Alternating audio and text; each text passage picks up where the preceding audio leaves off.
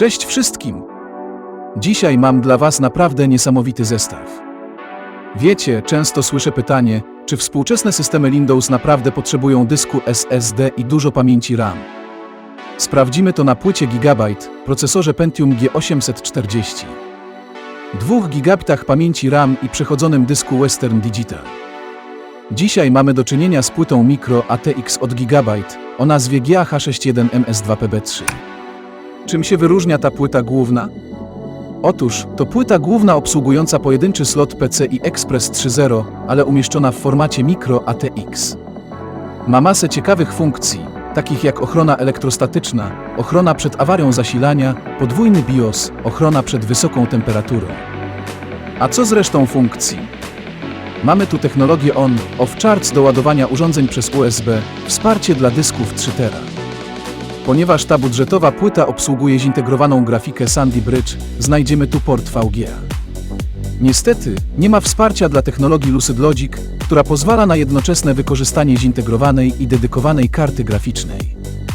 Budżetowa pozycja tego modelu skutkuje także obecnością tylko 2 slotów DIMM dla pamięci oraz złączem PS2 dla klawiatury, myszy, portem szeregowym, równoległym, DSAP, 4 portami USB na tylnej płycie, 4 portami USB wewnętrznymi, 1 portem LAN i gniazdem audio. To na pewno płyta główna z myślą o użytkownikach chcących zrobić tanią modernizację lub o tych, którzy chcą połączyć nowoczesność z przeszłością i potrzebują starych portów. Instalacja zaczyna się standardowo, uruchamiam komputer z pendrive'a. System Windows mam z jakiejś ruskiej strony, super legitny. Instalacja, do momentu pokazania pulpitu, trwała niecałe 23 minuty. Kolejna 30 minut zajęły aktualizacje, instalacja sterowników i rozpakowanie kilku gier. Jednak zwykły dysk twardy uczy cierpliwości. Początkowo chciałem wypróbować GeForce'a 7600 i nawet dał się zainstalować. Pojawiły się jednak problemy z wyświetlaniem interfejsu Windows, nie ma się co dziwić, najnowsze sterowniki mają już 8 lat i przeznaczone są do Windows 8. Mimo to udało mi się uruchomić Duuma i NFSA.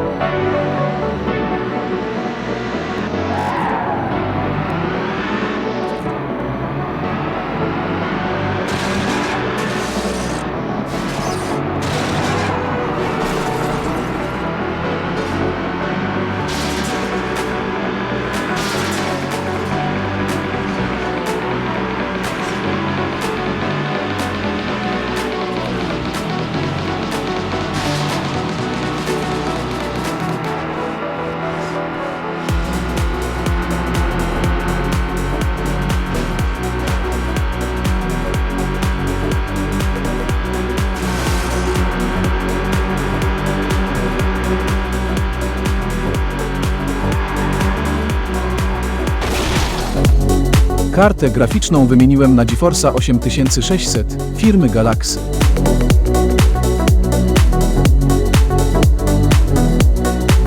Na tej karcie działa bez problemu Doom 64, który na poprzedniej karcie w ogóle się nie uruchamiał.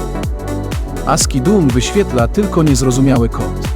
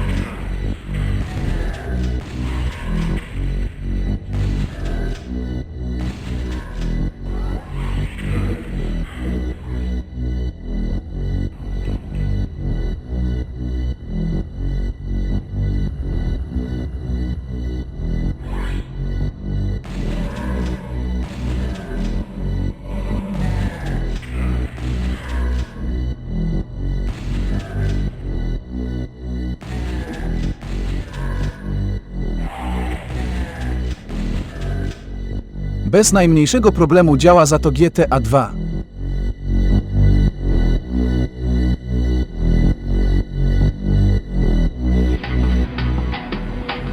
City.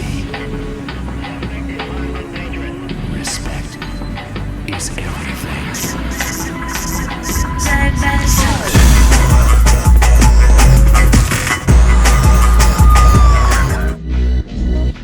Grand Theft Auto 2 na pierwszy rzut oka wydaje się prawdziwą jazdą na rollercoasterze.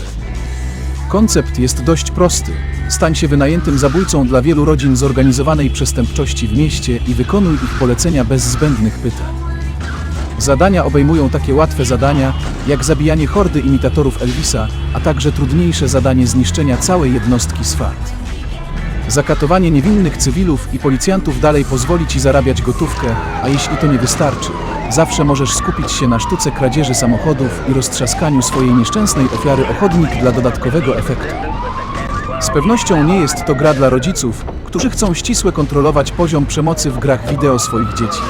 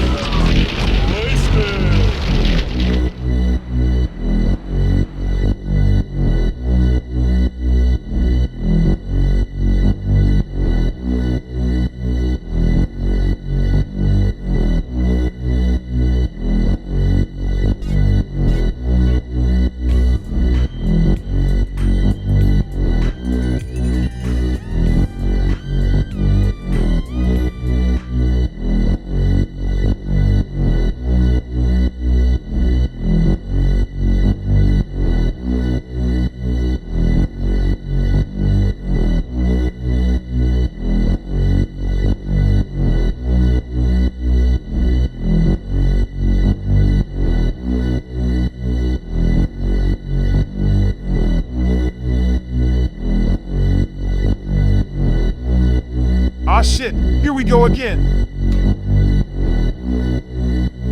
Carl Johnson, człowiek o umiejętnościach tak niezwykłych, że nawet Chuck Norris byłby zazdrosny, postanowił po tragicznej śmierci swojego brata Briana, że czas opuścić swoje rodzinne miasto, czyli Liberty City.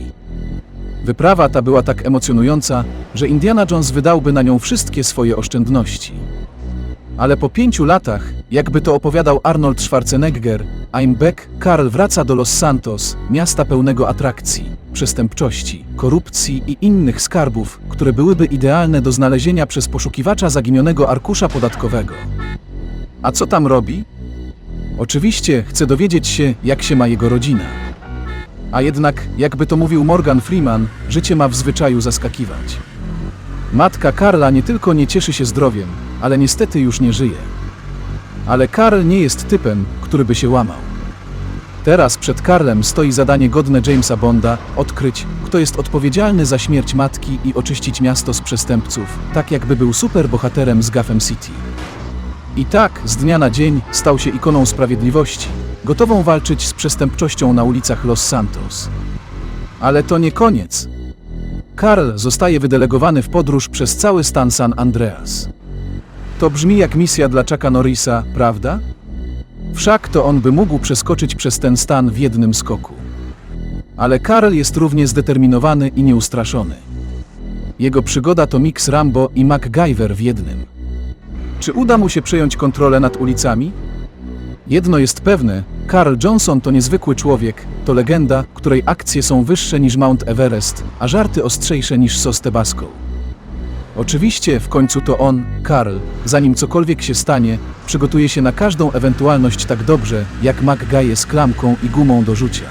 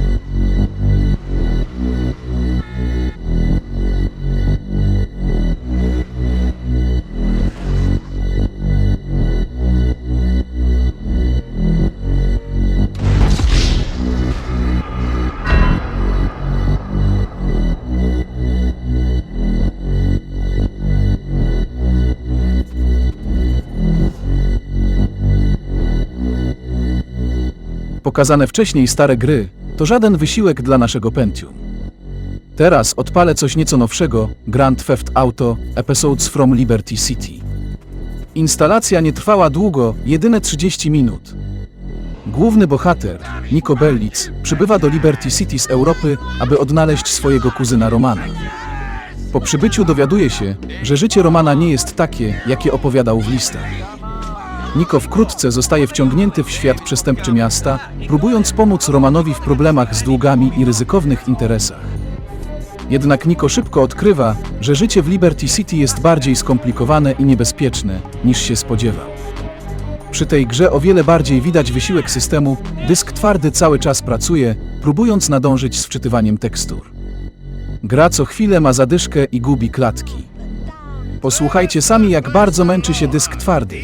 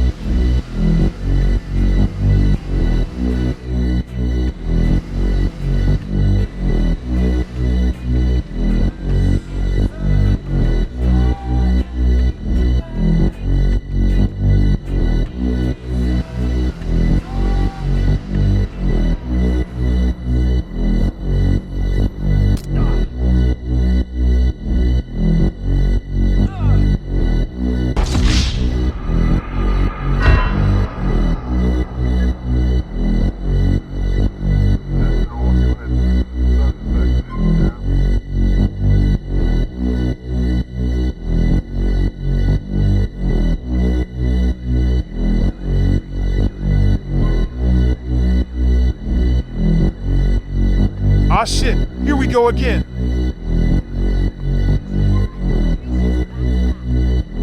Podsumowując ten film, nie mogłem nie zauważyć ogromnej różnicy między zwykłym dyskiem HDD a szybkim dyskiem SSD. Widok opóźnionego startu systemu na dysku HDD przyprawił mnie o frustrację, gdyż każda czynność wymagała niepotrzebnego oczekiwania. Słyszalne stukanie i hałas wydobywający się z pracującego dysku tylko potęgowały to uczucie. Sceny związane z grami były szczególnie przekonujące. Widok tekstur wczytywających się powoli na dysku HDD wydawał się niemal żartem w porównaniu z płynnością i szybkością działania gier na dysku SSD. To, co najbardziej mnie zaskoczyło, to fakt, że problemy z wczytywaniem tekstur na dysku HDD powodowały praktycznie niemożliwe do zniesienia zacięcia i opóźnienia w grach. Podsumowując, ten film naprawdę podkreślił, jak ogromną różnicę może stanowić wybór między dyskiem HDD a SSD. Nie tylko chodzi tu o prędkość, ale także o komfort użytkowania. To, co kiedyś wydawało się standardem, teraz jawi się jako przestarzałe i niewystarczające w porównaniu z nowoczesnymi dyskami SSD. Bez wątpienia, po nagraniu tego filmu, jestem przekonany, że warto zainwestować w szybki dysk SSD, aby cieszyć się znacznie lepszą wydajnością i komfortem w codziennym użytkowaniu oraz podczas grania. W jednym z ostatnich filmów zepsułem Linuxa Hannah Montana, aby było sprawiedliwie, to samo zrobię z Windowsem. Uruchamiam PowerShell, wpisuję magiczne polecenie. Windows mnie zaskoczył i nie pozwolił na skasowanie krytycznych plików systemowych, chociaż wszystkie dane z pulpitu zniknęły, łącznie z tapetą.